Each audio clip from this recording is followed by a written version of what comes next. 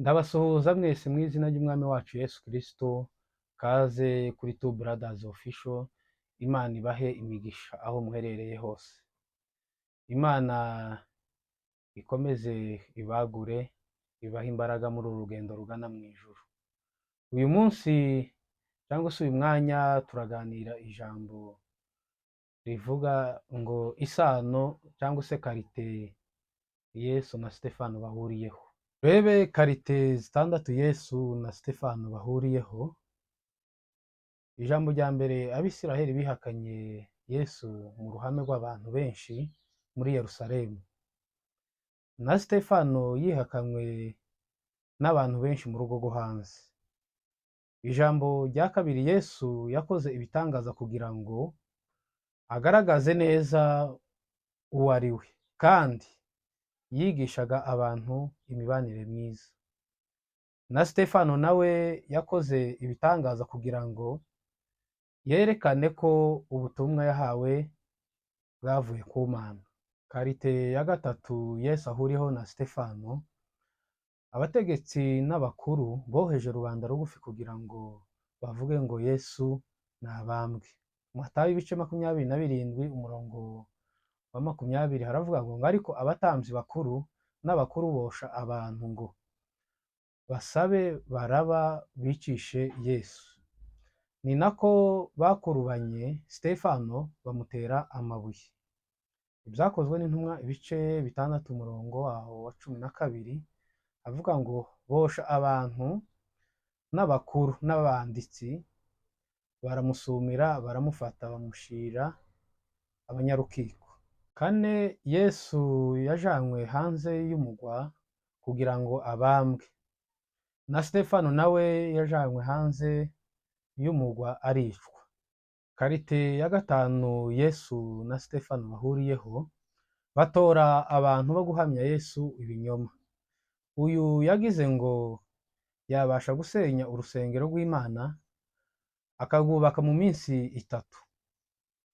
Umutambyi mukuru arahaguruka aramubaza, ntiwiregura? Ntiwumva ibyo bakurega? Yesu aramwihorera aricecekera. Aho ni Matayo ibice 26 umurongo wa 60 kugeza ku murongo wa 62.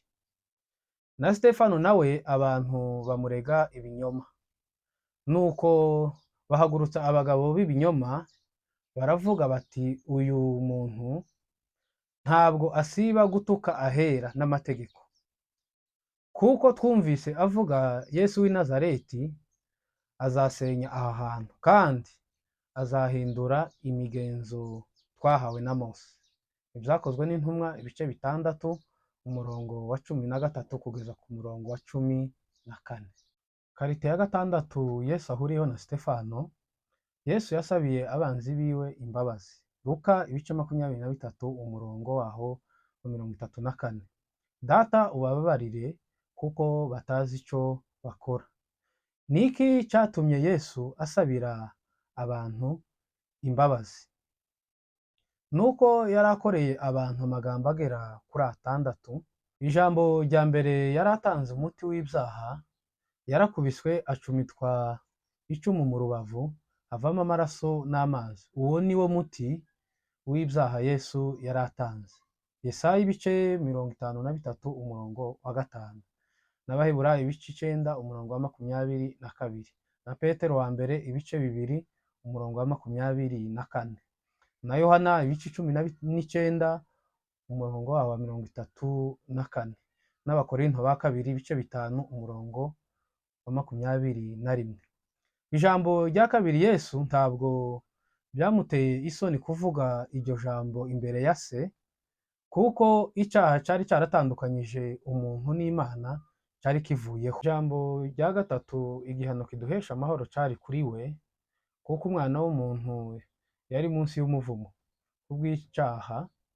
Ibyo byose nibyo Yesu yishizeho. Ijambo rya kane Yesu ahuriyeho na Stefano, si ibyo gusa, yari yikoreye intimba zacu. Yesaya ibice 53 umurongo wa 4.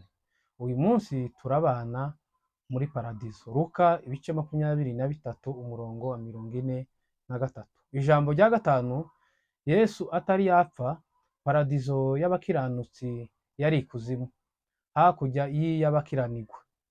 Kuko Yesu atarapfa, bararebanaga. Ijambo rya gatandatu Yesu ahuriyeho na Sitefano, ijambo Yesu yabwiye igisambo bari babambanywe ko bari bubane muri paradizo yo mu ijuru. Nuko Yesu yari azi ko agiye kwimura paradizo, ayikure ikuzimu. Matayo ibice 27 umurongo wa 51 kugeza umurongo wa 57, n'Abaheburayo ibice 10 umurongo wa 19 kugeza ku murongo wa 20. Na Sitefano nawe yasabiye abanzi biwe imbabazi.